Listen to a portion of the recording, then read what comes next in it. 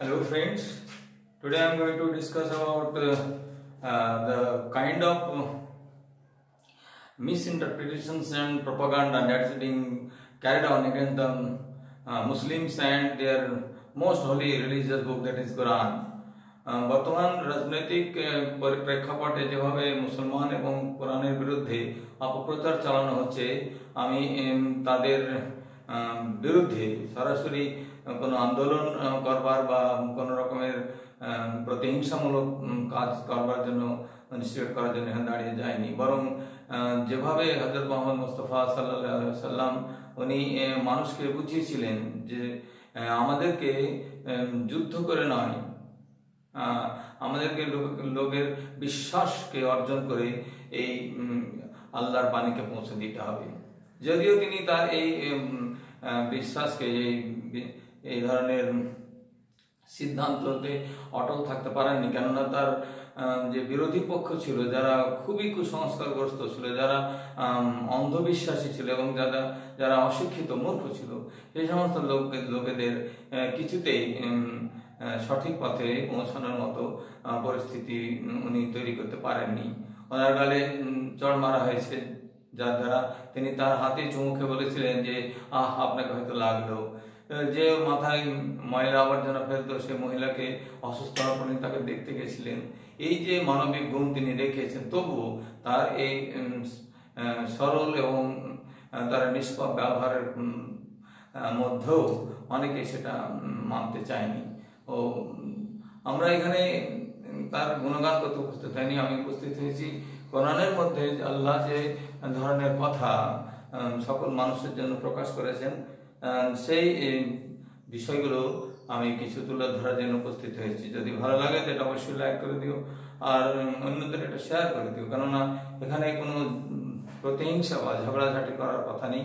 এখানে রয়েছে একটা আইডিওলজিক্যাল স্ট্রাগল, আদর্শগত লড়াই। আদর্শগত লড়াই বলতে ভাবনাত্মক রূপে আমাদের মনের মধ্যে যে ধরনের খারাপ ভাবনাগুলো জমে আছে তাকে মিটিয়ে ফেলার জন্য যে চেষ্টা, সেটা কোনো হাতিয়ার নিয়ে লড়াই নয়, এটা হচ্ছে ভাবনাত্মক লড়াই, মানে ভাবনার দিক থেকে লড়াই করা। এখানে আমি যে বইটা এখানে তুলে ধরে আছে হাতে করে, এটা একটা translated book. It is translated by two renowned person, one Maulana Wahiduddin Khan আর দ্বিতীয় জন হচ্ছে ফরিদা খানম। এটা মূল আরবি থেকে ট্রান্সলেট করা হয়েছে, তা কিছু কিছু সংক্ষেপণ করা হয়েছে, কিন্তু মূল যে বিশ্বাস, যে মূল যে কোরআনের যে বাণী, সেটার মধ্যে তুলে ধরার চেষ্টা করা হয়েছে। তো আমি ওই সকল লোকেদের অবস্থা মানে আন্তরিকভাবে অনুরোধ করো তারা যেন এটাকে ইয়ে করেন, মানে এভাবেই যে কোনো ভাষায় যারা বুঝতে পারবে সেটা যেন তারা চেষ্টা করে বুঝবার চেষ্টা করেন, এবং বই পড়ে নিজের যে হোয়াটসঅ্যাপ ইউনিভার্সিটিতে যে মিথ্যে জ্ঞান বা ভুল তথ্য নিয়ে তারা বেড়ে উঠছে বা তাদেরকে ভ্রমিত করা হচ্ছে, তারা যেন তার থেকে মুক্তি পায়। লেখক এখানে লিখেছেন ইন্ট্রোডাকশনে যে it is a peaceful ideological struggle. আমি এটা বিশ্বাস করি যেটা শান্তিপূর্ণভাবে আদর্শগত লড়াই, মানে আদর্শগতভাবে যারা ভুল তথ্য নিয়ে আছে তাদেরকে বুঝিয়ে চেষ্টা করা। Those who are introduced to the Quran only through the media generally have the impression that the Quran is a book of jihad. যারা মানে এই গদি মিডিয়ার দ্বারা প্রভাবিত হয় অথবা যারা হোয়াটসঅ্যাপ ইউনিভার্সিটি দ্বারা প্রভাবিত হয়, তারা এমন একটা অবধারণা তৈরি করে নিয়েছে কোরআন যেন একটা জিহাদের বই, and jihad to them is an attempt to achieve one's goal by means of violence। এবং তারা মনে করে যে এখানে জিহাদ বলতে রক্তপাত করে, লড়াই করে মানুষকে ইয়ে করা, পরাস্ত করা বা তাদেরকে ভয়ভীত করে ইসলামের দিকে প্রভাবিত করে, এটা কিন্তু নয়। But these ideas based on misunderstanding। News পেপারগুলোতে অথবা চ্যানেলে যেগুলো দেখানো হয় সেটা মিসআন্ডারস্ট্যান্ডিং এর ভিত্তিতে বলা। সেজন্য anyone who reads the Quran for himself will easily appreciate that the message has nothing to do with violence। যদি কেউ, এখানে বলা হয়েছে যদি কেউ আন্তরিকভাবে নিজে একটা বই পড়লে তো অসুবিধা নেই, কারণ জ্ঞানের তপস্যা করা কখনোই কোনো অপরাধ হতে পারে না। আর শ্রদ্ধাবানম লাভতে জ্ঞানম বলে একটা কথা আমরা সংস্কৃত পড়েছিলাম, তো যারা শ্রদ্ধার সঙ্গে এটাকে কোনো একটা বই, জ্ঞানের বই বলে মনে করবে, তাহলে তারা পড়ে নেবে, যদি পছন্দ না হয় রেখে দেবে। কিন্তু তাই বলে এর সম্বন্ধে কোনো ভ্রান্ত ধারণা নিয়ে ওর পর পা চাপে পা রেখে দিয়ে অপমান করে বা তাকে জ্বালিয়ে দিয়ে অপমান করে নিজের আত্মিক বিকাশ হবে না। এইটা যদি বুঝতে পারবে, তারা যদি পড়ে, if anyone who read the Quran for himself will easily appreciate that its message has nothing to do with violence. এরা যারা আন্তরিকভাবে পড়বে তারা এটা বুঝতে পারবে এই কোরআনের যে মেসেজতে কিছুতেই ভায়োলেন্স বা প্রতিহিংসা বা হিংসার প্রবৃত্তি দেখানোর কোনো জায়গা নেই। The Quran is from beginning to end a book which promulgates peace and in no way countenance violence. এই কোরআন এর প্রথম থেকে এবং শেষ পর্যন্ত কখনোই ভায়োলেন্সের কথা বলেনি, মানে ডাইরেক্টলি অস্ত্র শস্ত্র নিয়ে যে মারামারি করা সেটার কথা বলেনি, বরং এটাতে প্রমালগেট করা হয়েছে, বিষয়টাকে বিস্তারিত বর্ণনা করে প্রচার করা হয়েছে যে শান্তি স্থাপিত করতে হবে, কারণ সমাজের বা মানব জাতির কল্যাণের জন্য শান্তি একমাত্র রাস্তা। অশান্তি করে, মারামারি করে, হানাহানি করে দেশের বা সমাজের উন্নতি হতে পারে না। It is true that jihad is one of the teaching of Quran. এটা সত্য যে কোরআনে জিহাদ শব্দটা প্রয়োগ করা হয়েছে, but jihad taken in its correct sense is the name of peaceful struggle. কিন্তু জিহাদকে যদি কারেক্ট সেন্সে নেওয়া হয় তাহলে এটাকে পরিষ্কার করে জেনে নিতে হবে যে এটা ভায়োলেন্সের জন্য করা হয়নি, স্ট্রাগলের জন্য করা হয়নি, মারামারি করার জন্য করা হয়নি, rather than any kind of violent, এটা কোনো violent action বলা হয়নি। The Quranic concept of jihad is expressed in the following verse. আর কোরআনের যে কনসেপ্ট হচ্ছে সেই কনসেপ্টটাকে এই নিচের যে বাক্যগুলো পরে দেওয়া হয়েছে তার মধ্যে দিয়ে এইভাবে প্রকাশ করা হয়েছে যে ডু গ্রেটার জিহাদ, বলে হ্যাঁ গ্রেটার জিহাদ করো। কেমন জিহাদ? সেটা স্ট্রাইভ ফর মোর স্ট্রেনাসলি, অনেক বেশি কঠোরভাবে, মানে কষ্ট সহ্য করে জিহাদ করো with the help of this কোরআন।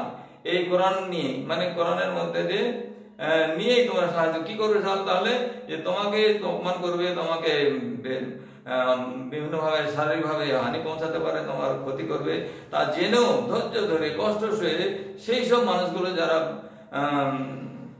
এক সময় নবীজিকেও মানতে যায়নি, যারা ওইভাবে তাকে অপমান করেছে বা তাকে অত্যাচার করেছে, তারা তো যেমন তিনি সহ্য করেছিলেন তেমনি সহ্য ক্ষমতা নিয়ে বাকি যারা বিরোধী আছে তাদেরকে বোঝাতে হবে। Obviously Quran is not a weapon, নিশ্চিতভাবে এটা বোঝা যায় যে কোরআন কোন হাতিয়ার না, কিন্তু এটা ছুড়ে মারা যায় একটা মানুষ মরবে না, তো it is not a weapon and neither it promulgates any sort of violence, এটা ভায়োলেন্সের জন্য বলে না। A book which gives as an introduction to the divine ideology of peaceful struggle, এইখানে এই আদর্শের কথা বলা হয় যে মানুষ শান্তিপূর্ণভাবে একটা লড়াই করবে, সে লড়াইটা হচ্ছে আদর্শগত লড়াই। তোমার আদর্শ তোমাদের কাছে যেটা আছে সেটা তোমার প্রাচীন, অতি প্রাচীন, অনেক পুরনো, কিন্তু সব পুরনো জিনিসে ভালো এমন কোন কথা নেই। ওইখানে হয়তো অনেক সায়েন্টিফিক ব্যাখ্যা, বৈজ্ঞানিক ব্যাখ্যা নেই, অন্ধবিশ্বাসের প্রতিষ্ঠিত। তো যে অন্ধবিশ্বাস প্রতিষ্ঠিত ভাবনা নিয়ে তুমি তোমার হৃদয়টাকে কুণ্ঠিত করে রেখেছো, তার থেকে তুমি বেরিয়ে এসো, এই পিসফুল শান্তিপূর্ণভাবে তাকে বোঝানো। The method of such struggle according to Quran is to speak to them a word to reach their very soul. এখানে কোরআন স্ট্রাগল বলতে বোঝানো হয়েছে যে তাদের কাছে, সেই সমস্ত লোকের কাছে বলো যারা মিসগাইডেড হয়ে আছে, তারা ভ্রান্তিপূর্ণ অবস্থায় রয়েছে, তারা ভুল তথ্য নিয়ে বসে আছে, তাদের কাছে কি করতে হবে? পৌঁছাও, তাদের আত্মার কাছে পৌঁছাও, তাদের ভাবনাত্মক ভাবে তারা যখন শিখবে, বুঝতে শিখবে কি Quran is having that scientific approach in which the entire human clan, humanity, the population of the whole world will be benefited if they adopt this policy of peace and not of violence. Quran just emphasizes on the use of non-violence. That's why it is synonymous to Shanti or peace. Islam means Shanti because of that.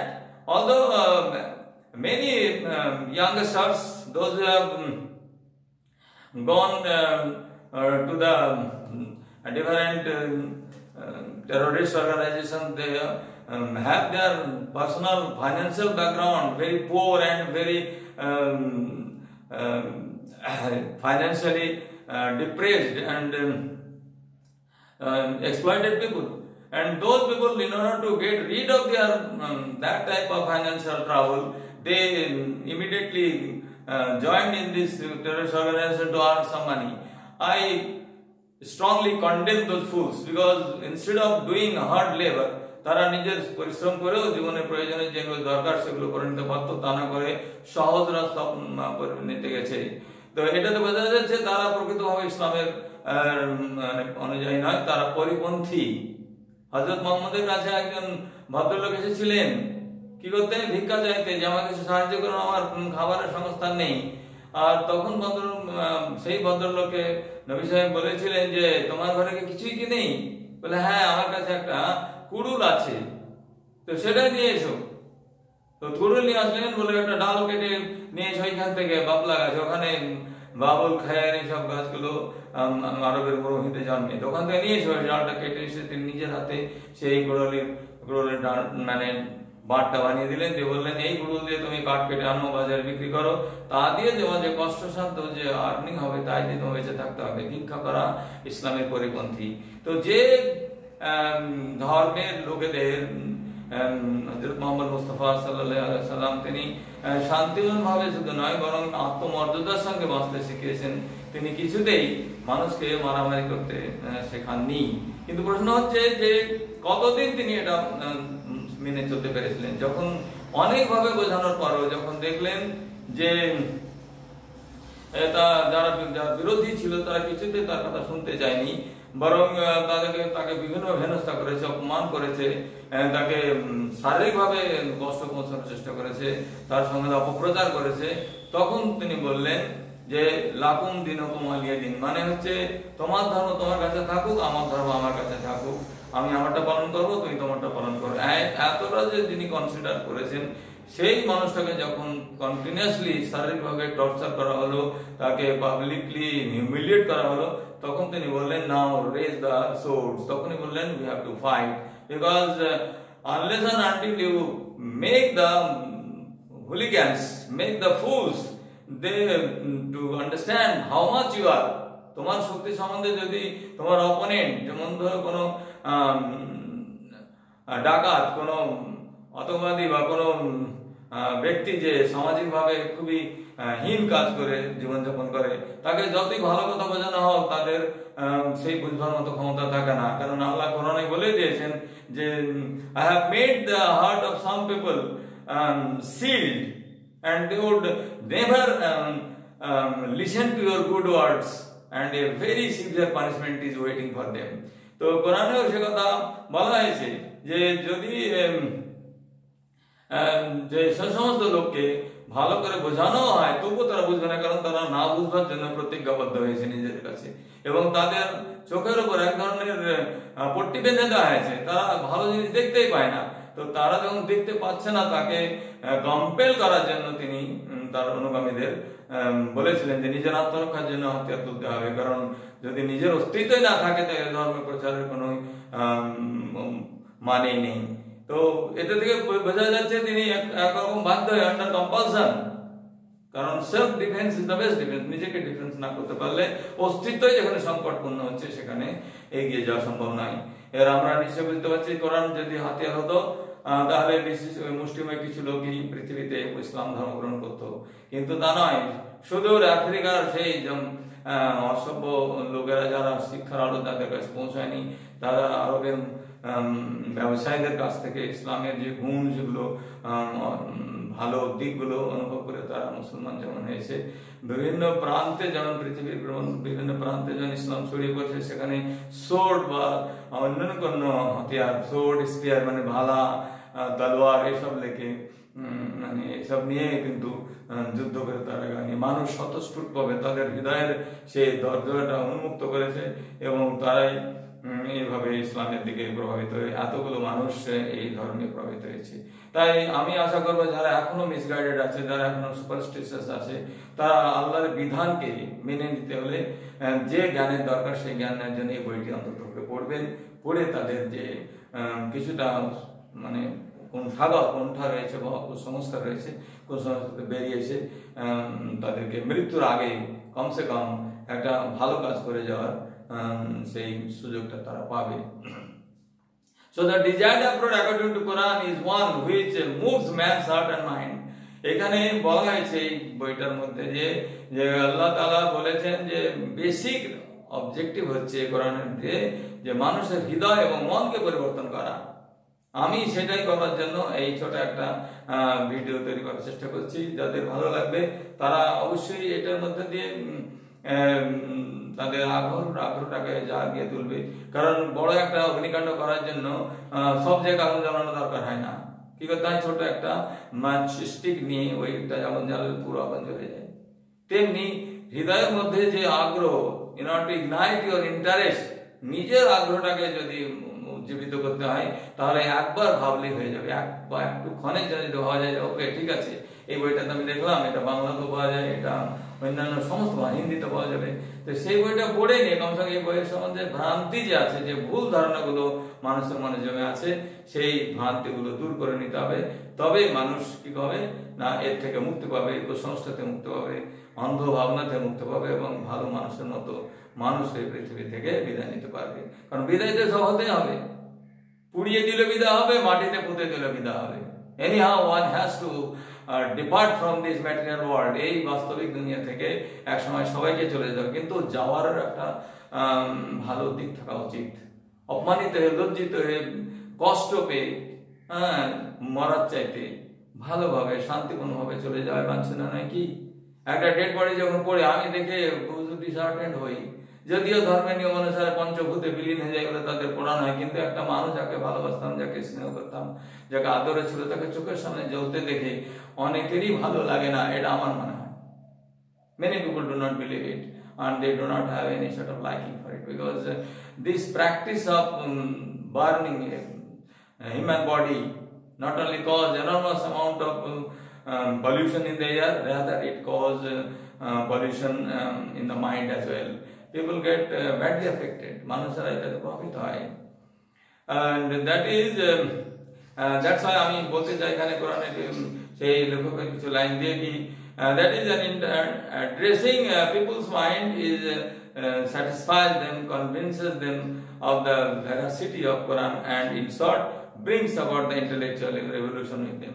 তো এই কোরআনের বাণীগুলো যদি পড়ে তাহলে কি হবে, তারা satisfy যদি হয় মনের থেকে, তারা কনভিন্স হয়ে যাবে যে কোরআনের কত বৈচিত্র্য রয়েছে এদের জ্ঞানের, এবং সঙ্গে বলতে গেলে তাদের একটা ইন্টেলেকচুয়াল রিভলিউশন হবে। মানে তারা একজন বিদগ্ধ মানুষ হিসাবে তাদের মধ্যে একটা ক্রান্তি চলে আসবে, এবং তাদের যখনই নিজের মধ্যে ক্রান্তি হবে তখন সঠিকভাবে মানুষে বেঁচে থাকার এবং মানুষে মরবার তাদের যোগ্য সময় পাবে।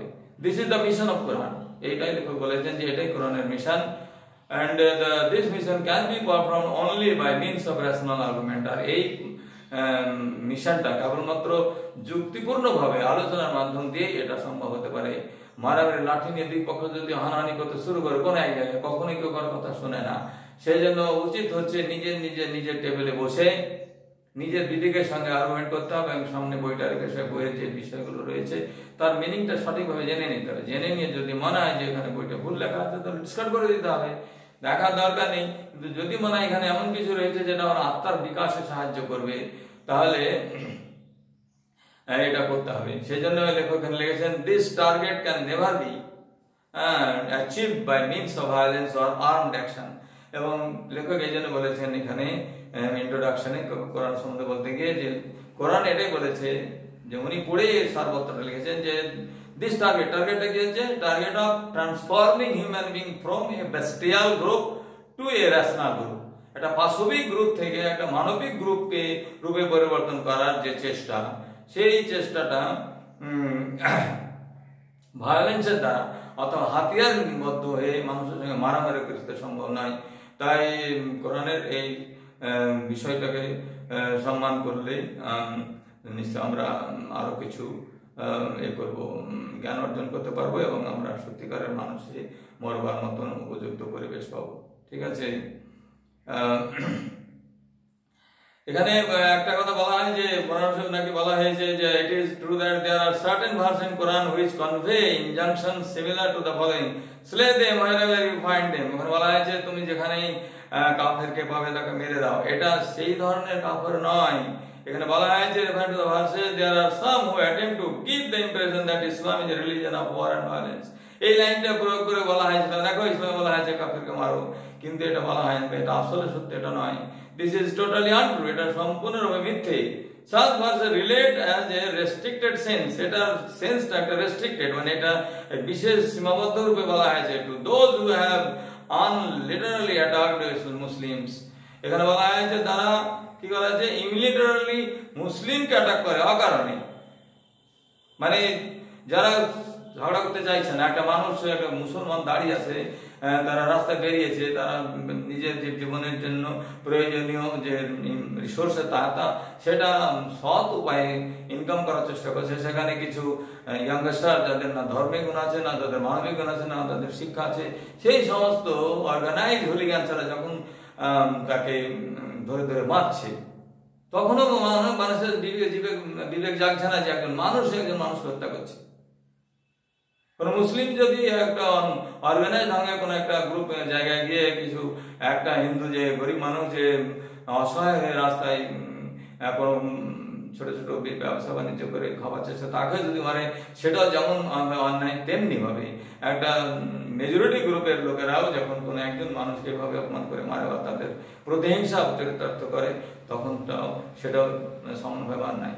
রাজনৈতিক কারণে হয়তো এদেরকে প্রশ্রয় দেওয়া হচ্ছে, কিন্তু এই যে কাফের মারার বিষয়টা নিয়ে ইসলামে যেভাবে ব্যাখ্যা রয়েছে সেটা সামগ্রিকভাবে সকলের জন্য নয়, শুধু ওই সমস্ত লোকেদের জন্য যারা সমাজে বিশৃঙ্খলা সৃষ্টি করছে অথবা মানুষকে হত্যা করে নিজেদের প্রতিহিংসা বা অন্ধত্বের প্রকাশ করছে, তাদের জন্য বলা হয়েছে। এই জন্য বলা হয় দ্য অ্যাবভ ভার্স, মানে slay them wherever you find them, এখানে ওই ধরনের লোকেদের স্লে করতে বলা হয়েছে যারা তোমাকে মারতে আসছে, যারা তুমি মুসলমান, তুমি একজন সাধারণ সভ্য মানুষের মতো জীবনযাত্রা করতে চাইছো, তুমি সৎ মানুষ বেঁচে থাকতে চাইছো, তাকে যদি কেউ মারতে আসে তুমি নিশ্চয় তাকে প্রতিরোধ করবে। তাই বলে কিছুতেই ওই আতঙ্কবাদীকে সমর্থন করার কোনো হেতু নেই, কারণ আতঙ্কবাদীরাও কোনো ক্রমেই মুসলমান নয়। তারা দাঁড়িয়ে থাকুক বা যাই থাকুক, তারা নামাজ পড়ুক বা তারা বেশভূষা ধরতে মুসলমান হোক, তাদেরও কিছুতেই মুসলমান বলা যায় না।